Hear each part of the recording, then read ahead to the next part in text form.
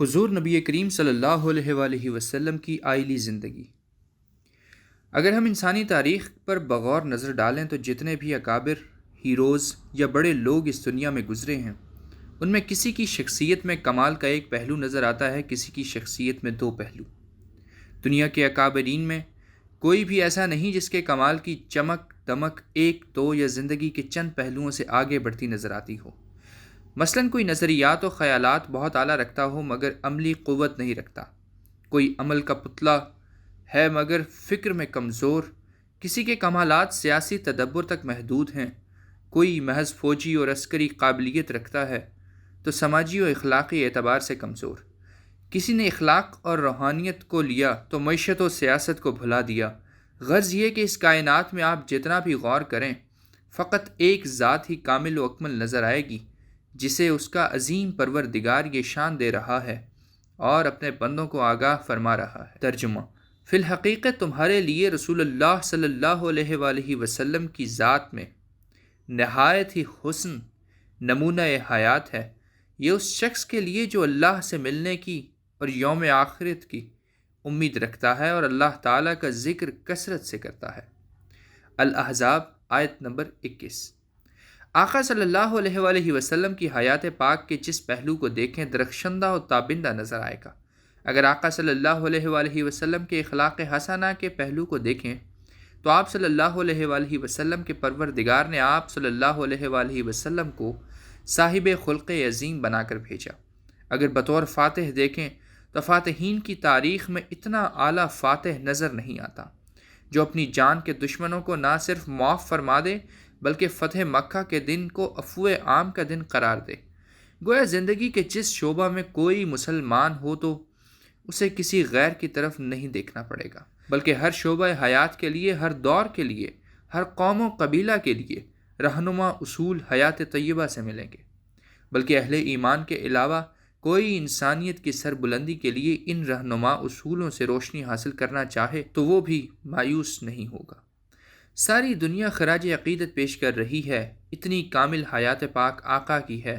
آج چونکہ ہمارا موضوع آقا کی خانگی یعنی گھریلو زندگی سے رہنمائی حاصل کرنا ہے تو آئیے دیکھتے ہیں کہ مختلف خاندانوں سے تعلق رکھنے والی اور مختلف عمر کی ازواج مبارک کتنی عظیم ہیں اور ان سے آقا کا حسن سلوک کیسا ہے۔ آقا دو جہاں صلی اللہ علیہ وآلہ وسلم کی آئلی زندگی کی ابتدا حضرت خدیجۃ الکبریٰ سلام اللہ علیہا کی بے مثل رفاقت سے ہوتی ہے۔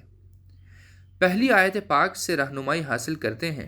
ارشاد پروردگار عالم ہے، ترجمہ: یہ نبی مکرم صلی اللہ علیہ وآلہ وسلم مومنوں کے ساتھ ان کی جانوں سے زیادہ قریب اور حقدار ہیں اور آپ کی ازواج مطہرات مومنوں کی مائیں ہیں۔ الاحزاب آیت نمبر 6۔ ازواج مطہرات کو اللہ تعالیٰ نے مومنوں کی مائیں اس لیے قرار دیا ہے کہ ایک مرد اور عورت کے درمیان سب سے محترم جو رشتہ ہے وہ ماں بیٹے کا ہے، کیونکہ بیٹا لاکھ گناہ گار ہو وہ اپنی ماں کی طرف سطحی نظر یا گندی نظر سے نہیں دیکھتا۔ اس لیے ازواج مطہرات سے آقا صلی اللہ علیہ وآلہ وسلم کے وصال کے بعد نکاح نہیں ہو سکتا، نہ ہی کسی نے یہ جرأت کی۔ آج کل جلدی میں بعض اوقات اسلامی مبلغ یا واعظ امہات المومنین کے تذکرے کے دوران اماں یا امی کہہ کر حضور صلی اللہ علیہ وآلہ وسلم کی کسی رفیقہ حیات کا نام لیتے ہیں۔ اہل ادب کے نزدیک اس کی اصلاح ہونا ضروری ہے کہ ان کو اماں یا امی کے سطحی الفاظ کی بجائے ام المومنین کہنا، لکھنا اور پڑھنا چاہیے، اور ان سے نکاح کی باقاعدہ ممانعت قرآن حکیم نے کی ہے۔ حضرت شاہ عبدالحق محدث دہلوی رحمۃ اللہ علیہ مدارج النبوت میں ایک روایت بیان فرماتے ہیں کہ حضرت خدیجۃ الکبریٰ سلام اللہ علیہا، جن کو مکہ مکرمہ میں اس دور میں بھی جب رشتوں کی قدریں پامال ہو رہی تھیں طاہرہ کے معزز لقب سے یاد کیا جاتا تھا، خواب دیکھا کہ آفتاب یعنی سورج آسمان سے اتر کر ان کی آغوش میں آ گیا ہے۔ انہوں نے اپنے چچا زاد ورقہ بن نوفل جو پہلے سے نازل شدہ کتابوں یعنی تورات، زبور، انجیل کے عربی زبان میں تراجم کر رہے تھے، ان سے ذکر کیا تو انہوں نے کہا کہ نبی آخر الزمان صلی اللہ علیہ وآلہ وسلم کے ظہور کا وقت قریب ہے اور وہ تمہارے ساتھ نکاح فرمائیں گے۔ مکہ کے بڑے بڑے صاحب ثروت لوگ ان سے شادی کے خواہش مند تھے مگر وہ ان کی کردار کی کمزوریوں کی وجہ سے جواب دیتی رہیں۔ انہی دنوں ایک ذات والا شان کی صداقت و امانت کے تذکرے ہر زبان کرنے لگی۔ قدرت اس عالم اسباب میں اپنے حسن انتظام کے مطابق اپنی مشیت کو جاری رکھے ہوئے ہے۔ حضرت خدیجۃ الکبریٰ سلام اللہ علیہا کی خواہش پر شادی طے پائی۔ خطبہ نکاح جناب حضرت ابو طالب علیہ السلام نے پڑھا اور اس میں اللہ تعالیٰ کی حمد و ثنا، حضرت ابراہیم و اسماعیل علیہ السلام سے اپنی خاندانی اور نسلی قرابت کا تذکرہ کیا، اور آخر میں حضور صلی اللہ علیہ وآلہ وسلم کے بارے میں کہا کہ عنقریب ان کی بڑی شان ہوگی۔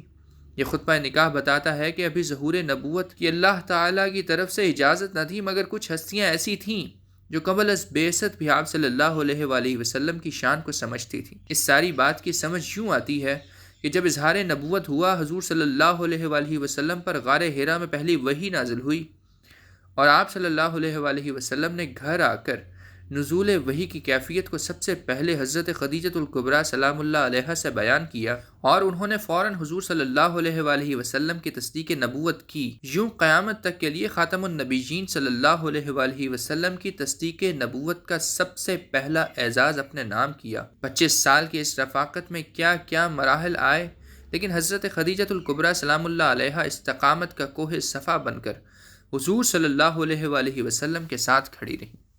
یہ ان کی ایسی فطرت سلیمہ کی شان ہے کہ کہاں 50,000 اونٹوں پر مال تجارت آتا جاتا تھا، اپنا سب کچھ اسلام اور بانی اسلام پر قربان کر دیا، اور شیب ابی طالب میں 3 سال کے محاصرے کے دوران درختوں کے پتے تک کھا کر گزارا کیا، مگر حق پر قائم رہی۔ حضور صلی اللہ علیہ وآلہ وسلم ساری زندگی آپ سلام اللہ علیہ کو یاد کرتے رہے۔ باب المناقب صحیح بخاری کی حدیث مبارکہ ہے کہ ایک مرتبہ تمام ازواج مطہرات کی موجودگی میں حضور صلی اللہ علیہ وآلہ وسلم حضرت خدیجۃ الکبریٰ سلام اللہ علیہا کا تذکرہ فرما رہے تھے کہ جناب عائشہ صدیقہ رضی اللہ عنہا نے عرض کیا، حضور صلی اللہ علیہ وآلہ وسلم آپ اس بڑھیا کو ابھی تک نہیں بھولے، حالانکہ اللہ تعالیٰ نے آپ کو اس سے بہتر بیوی دی ہے۔ تو فرمایا، عائشہ خدیجہ کوئی بھولنے والی شخصیت ہیں؟ فرمایا، خدیجہ سلام اللہ علیہا نے اس وقت میری تصدیق کی جب لوگ میری تکذیب کر رہے تھے۔ خدیجہ نے اس وقت مجھ پر اپنا مال قربان کیا جب لوگ مجھ سے اپنا مال چھپاتے تھے۔ اللہ تعالیٰ نے سورۃ الطحا میں اس بات کو بطور احسان ذکر کیا ہے۔ ترجمہ: جب ہم نے آپ صلی اللہ علیہ وآلہ وسلم کو عیال دار پایا تو اتنا نوازا کہ بے نیاز کر دیا۔ اس سے مفسرین قرآن حکیم نے مال خدیجۃ الکبریٰ سلام اللہ علیہا مراد لیا ہے کہ جب ابتدائے اسلام میں غلام، کنیزیں اور غریب لوگ اسلام قبول کرتے تو حضرت خدیجۃ الکبریٰ ان کی قیمت ادا کر کے ان کو خرید کر راہ خدا میں وقف یعنی آزاد کر دیتی۔